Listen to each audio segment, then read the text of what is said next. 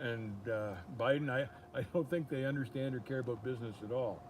But and look at the mandates for the fuel production that they've put in place now. It's just it's ridiculous.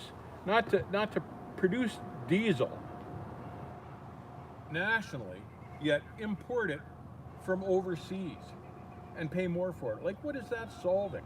That's crazy.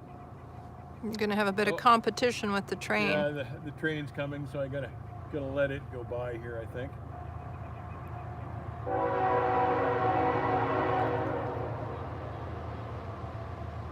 Try to read a few comments. Ryan, I've got a 95 Kenworth that is a piece of crap, but I'm fixing to dump a lot of money in it and then sell my 2016 truck. I still think it makes better financial sense. I'd agree with you. And there's thousands of guys doing exactly that. All those guys in Pennsylvania, they figured all that out. They're putting in rebuild engines. They're not running with this new emission stuff. And truck drivers want to be able to work on this stuff when they get home, not sit in line at a Freightliner dealership waiting for a turn to fix a system that shouldn't exist in the first place, and waiting weeks in some cases, and then paying thousands to have this stuff repaired or replaced. That's just Hundreds of dollars per hour. at labor rates of over $100 an hour.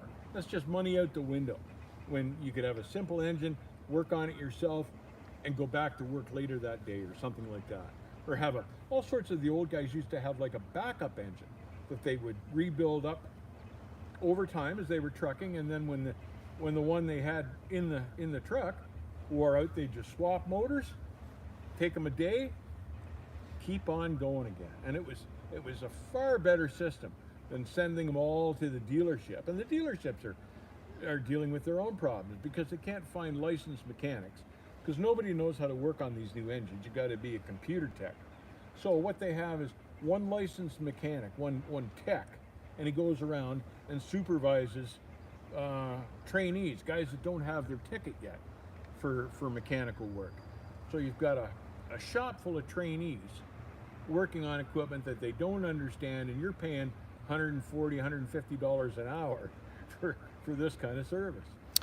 Someone has commented, no one talks about the mental stress that emissions put on you. It's always on your mind. Boy, that is a really good point. Good point. The mental stress. And one of the worst stresses that a truck driver has is to break down, because you don't know what's going to come. A huge bill, lost time, a claim on the freight. The old engines were reliable, and I've always said that. Reliability is key. And there's huge stress with these new trucks, guys worrying about whether they're going to get home or not. And it's not even just the owner-operators. Or just make their delivery on time. Or make their delivery on time. And it's not just owner-operators. Company drivers can have plans for the weekend or something like that, and the damn thing breaks down, it's an emissions problem, and they can't get home.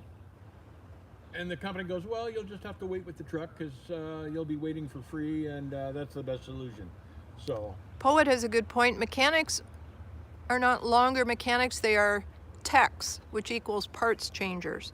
yeah, that's Poet's right. And they even call them techs in some of the shops now. And they don't really analyze a problem. They don't understand what's caused the problem. They don't care to understand it. They'll just swap out the part, not fix the problem. It'll cost you money and the problem's still not solved, but it's enough to get you out of the shop, get you down the road 500 miles before it breaks down again and plugs up or whatever it does. It's a stupid system.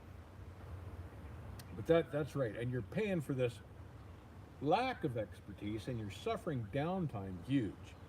I don't know why they can't get back to a practical world where everything works the way it should, and you can get 1,000,000 miles out of a motor the way you used to be able to.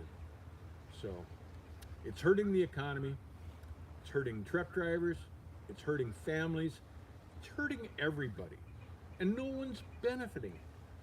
The emissions numbers for the air quality numbers have not gone down, and they're not going to go down because China is building 2 coal plants every day, and all that stuff just drifts over here anyways.